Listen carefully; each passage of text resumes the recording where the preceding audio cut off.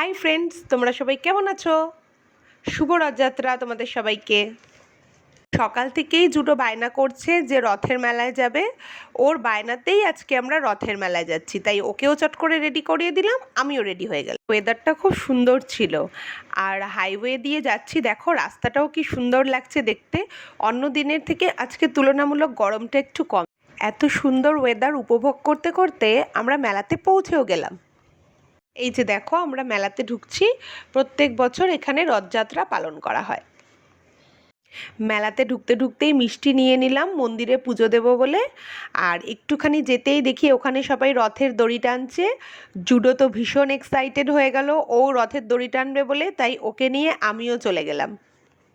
আমরা আগে মন্দিরে গেলাম, গিয়ে পুজো দিলাম। পুজো দেওয়া হয়ে গেলে এসে রথের দড়ি টানলো জুডো। তারপরে আমরা প্রসাদ খেলাম, খেয়ে এবার আমরা মেলাতে চলে গেলাম। মেলাতে গিয়ে তো সব রাইডসগুলো দেখে ও ভীষণ এক্সাইটেড। ওকে ওর পছন্দের রাইডসে চড়াতেই হবে। আমাদের বড়দের আর কি আছে বলো, বাচ্চারাই তো আনন্দ করবে, তাই না? জুডো রাইডস চড়া কমপ্লিট, এবার আমাদের খাওয়া দাওয়ার পালা। আমরা এবার ফুচকা খাবো। আর রথের মেলাতে তো জিলিপি আর পাঁপড় ভাজা কমন, এটা তো খেতেই হবে, তাই না বলো? রথের মেলা দেখা কমপ্লিট, এবার আমরা বাড়ি যাচ্ছি। টাটা। তোমরা কে কে রথের মেলায় গেছো সেটা কমেন্টে জানিও। তোমাদের সাথে আবার দেখা হবে।